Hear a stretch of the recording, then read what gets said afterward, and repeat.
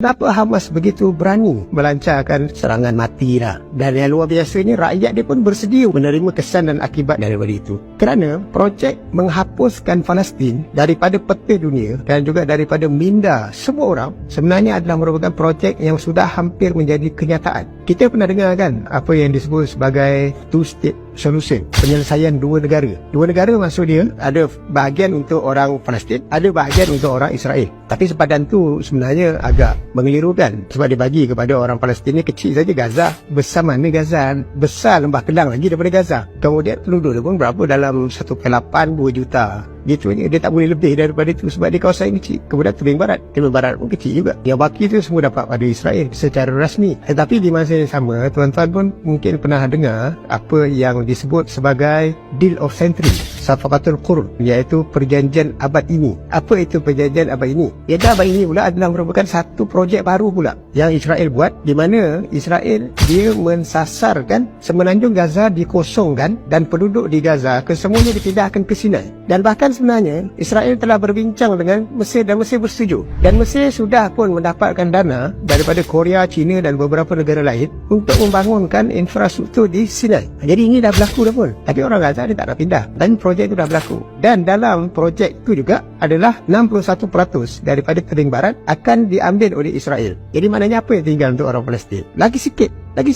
Kemudian projek seterusnya juga selepas daripada itu adalah projek yang dalam bahasa Arab disebut tatbiq. Dalam bahasa Melayu kita sebut normalisasi. Normalisasi maksud dia satu projek untuk menjadikan Israel sebagai negara yang diterima secara tabii oleh semua negara di dunia. Banyak negara tak boleh terima Israel. Negara kita tak boleh terima Israel kan? Dan negara-negara Arab pun sebahagian tu tak ada kedutaan Israel di negara mereka. Mereka tak mahu buat hubungan diplomatik dengan Israel. Tetapi normalisasi maksudnya dia minta, dia melobi supaya semua negara ini menerimanya. Jadi beberapa negara sudah mula menunjukkan minat untuk bekerjasama dengan Israel. Sebagai contoh Mesir. Mesir tahun 56 berperang dengan Israel. Perang terakhir adalah pada tahun 1973. Tetapi selepas perjanjian 73, selepas daripada perjanjian Camp David dan 1978, Mesir dah tak ada perang dah dengan Israel. Sebaliknya Mesir mengambil pendekatan berdamai dengan Israel. Itu yang antara punca kenapa Anwar Sadat dibunuh oleh rakyat dia sendiri. Sebab rakyat dia menganggap bahawa ini satu pengkhianatan besar kepada orang-orang Mesir. Kemudian begitu juga kita melihat pendirian Jordan. Jordan walaupun dia tidak menerima dan Israel sebagai negara, tetapi hubungannya cukup baik. Dan kemudian perkembangan yang terbaru dalam beberapa tahun yang lepas, 4 negara dia sudah mengiktiraf Israel sebagai negara. 4 negara ini adalah Morocco, Sudan, Bahrain dan juga Emirat.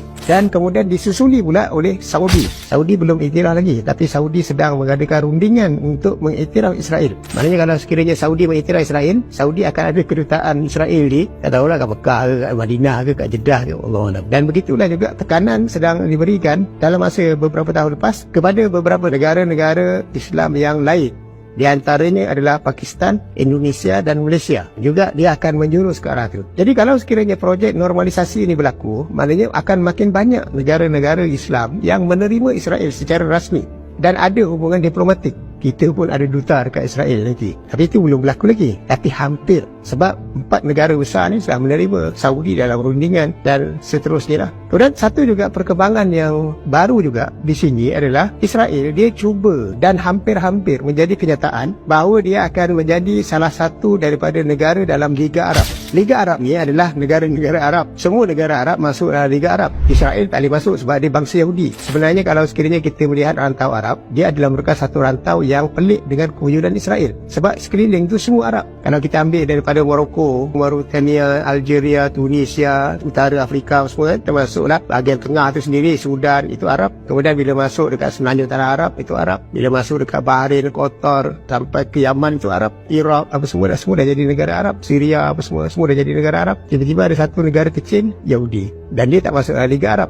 Sebab dia bukan bangsa Arab. Tetapi dia nak masuk dalam Liga Arab. Dan hampir-hampir berlaku sebenarnya dia nak masuk dalam Liga Arab. Jadi tuan-tuan, kalau semua ini berlaku, ditambah pula dengan perhimpunan PBB yang terbaru, di mana Presiden ke Perdana Menteri Israel, dia mengemukakan peta Israel yang baru. Tebing Barat ke Gaza ke apa semua dah tak ada. Itu pun sebenarnya satu lagi perkembangan lain. Jadi semua ini sebenarnya adalah merupakan di antara petunjuk-petunjuk yang menunjukkan bahawa isu Palestin akan mati. Maknanya Palestin itu akan hilang terus daripada peta dan akan dilupakan. Jadi semua orang akan menerima Israel sebagai Israel lah. macam kita lah, kita menerima Thailand sebagai negeri orang Siam, sedangkan Thailand dulu adalah Langkasuka, adalah kerajaan-kerajaan Melayu, kerajaan Singgora, raja-raja ini adalah raja-raja Melayu. Tapi dengan perubahan zaman, akhirnya kita menganggap bahawa itu adalah merupakan bangsa Siam, bangsa dia. Jadi nanti akan berlaku proses normalisasi, hilanglah Palestin. Jadi Hamas mengambil satu pertimbangan yang besar untuk menjadikan isu ini tak mati. Dia tidak mahu matikan isu ini. Jadi dia mengambil satu harga yang cukup